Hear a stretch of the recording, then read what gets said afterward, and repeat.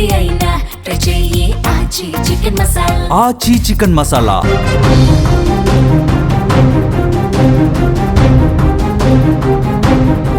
హైదరాబాద్ రాజేంద్ర నగర్ పరిధిలో అత్తాపూర్లో పట్టపగలే దారుణం జరిగింది. ఓ న్యాయవాదిని దుండగులు వేట కొడబళ్లతో వేటాడి కిరాతకంగా నరికేశారు. సులేమాన్ నగర్లోని తన సొంత కార్యాలయంలో ఖదీర్ అనే అడ్వకేట్ పనిలో నిమగ్నమై ఉండగా హఠాత్తుగా చొరబడ్డ దుండగులు అత్యంత అమానుషంగా ఆయన చంపేశారు. ఈ హత్య వెనుక కుటుంబ గొడవలే ప్రధాన కారణమని పోలీసులు అనుమానిస్తున్నారు. ఈ ఘాతుకానికి పాల్పడింది బయట వ్యక్తులు కాదని, మృతుడి సొంత బావమరుదులేననే ఆరోపణలు బలంగా వినిపిస్తున్నాయి. కుటుంబ విభేదాల నేపథ్యంలోనే పక్కా ప్లాన్తో ఆఫీసులో ఒంటరిగా ఉన్న సమయాన్ని చూసి ఖదీర్ను చంపేసినట్టుగా తెలుస్తోంది. ప్రస్తుతం ఘటనా స్థలంలోని సీసీ ఫుటేజ్ ఆధారంగా పోలీసులు నిందితుల కోసం దర్యాప్తు చేస్తూ ఉన్నారు, గాలింపు చేస్తూ ఉన్నారు. స్క్రీన్ మీద ఘటనా స్థలాన్ని పోలీసులు పూర్తిగా పరిశీలిస్తున్నటువంటి దృశ్యం కూడా చూడొచ్చు. మొన్నటికి మొన్న మొయినాబాద్లో న్యాయవాది స్వప్నను ఆస్తి తగాదాలతో సొంత కుటుంబ సభ్యులే చంపిన ఘటన ఇంకా మర్చిపోలా. ఇప్పుడు అత్తాపూర్లో మరో న్యాయవాది బలైపోవటం నగరంలో తీవ్ర కలకలం రేపుతోంది. ఈ ఘటన తీవ్ర చర్చనించింది. వరుసగా జరుగుతున్నటువంటి ఈ హత్యలు నగరవాసుల్ని భయభ్రాంతులకు గురి చేస్తున్నాయి. క్లూజ్ టీమ్ అలాగే డాగ్ స్క్వాడ్ సాయంతో ఘటనా స్థలంలో పోలీసులు కీలక ఆధారాలు సేకరిస్తూ ఉన్నారు. పూర్తిగా ఇన్వెస్టిగేషన్ జరుగుతోంది.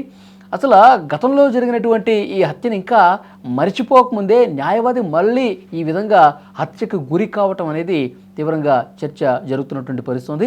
పోలీసులు ప్రాథమికంగా వాళ్ళ విచారణలో తేలుతున్నటువంటి విషయం సొంత బావమరుదులే ఈ ఘాతుకానికి పాల్పడి ఉంటారని చెప్పి బలపడుతోంది. ఎందుకంటే వాళ్ళ మధ్య గొడవలన్నీ తగాదాలు జరుగుతూ ఉన్నాయి. సో ఆ గొడవల కారణంగానే కుటుంబంలో ఉన్నటువంటి ఈ విభేదాల కారణంగానే ఈ విధంగా జరిగింది అని చెప్పి అక్కడ చర్చ కూడా వినిపిస్తూ ఉంది. ఏదేమైనప్పటికీ అధికారికంగా పోలీసులు దాన్ని ధృవీకరించాల్సి ఉంది. ఎందుకంటే ఎవరైతే దుండగులు ఉన్నారో, ఎవరైతే హత్య చేసి పారిపోయారో వాళ్ళ కోసం గాలిస్తున్నటువంటి పరిస్థితి ఉంది.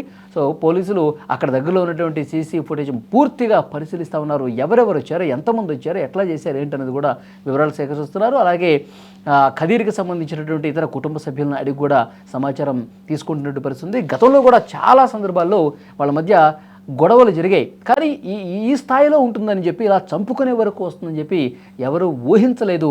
ఈరోజు ఆయన ఆఫీసులో ఉండగానే కూర్చొని తన పనిలో తాను నిమగ్నమై ఉండగా తనకు సంబంధించినటువంటి కేసెస్కి సంబంధించి అతను తన పని తాను చేసుకుంటున్న క్రమంలో ఒక్కసారిగా విరుచుకుపడి ఆఫీసులోని కార్యాలయం లోపలికి వచ్చేసి అత్యంత దారుణంగా హత్య చేసి చంపడం అనేది నిజంగా స్థానికంగా పూర్తిగా కలవలు రేపింది. అక్కడ స్థానికులైతే భయభ్రాంతులకు గురవుతున్నటువంటి పరిస్థితుంది. పట్టపగలు ఈ విధంగా ఆఫీస్ లోపలికి వచ్చి ఇంత దారుణంగా చంపడం అనేది ఆందోళన కలిగించే విషయం.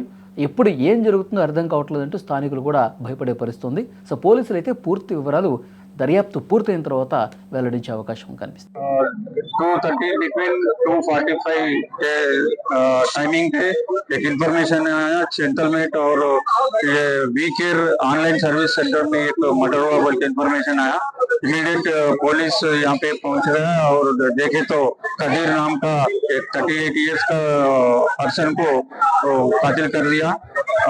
इधर एविडेंस आई विटनेस के साथ हम लोग जांच करें तो उसका ओन ब्रदर इन लॉ साले लोग दोनों आके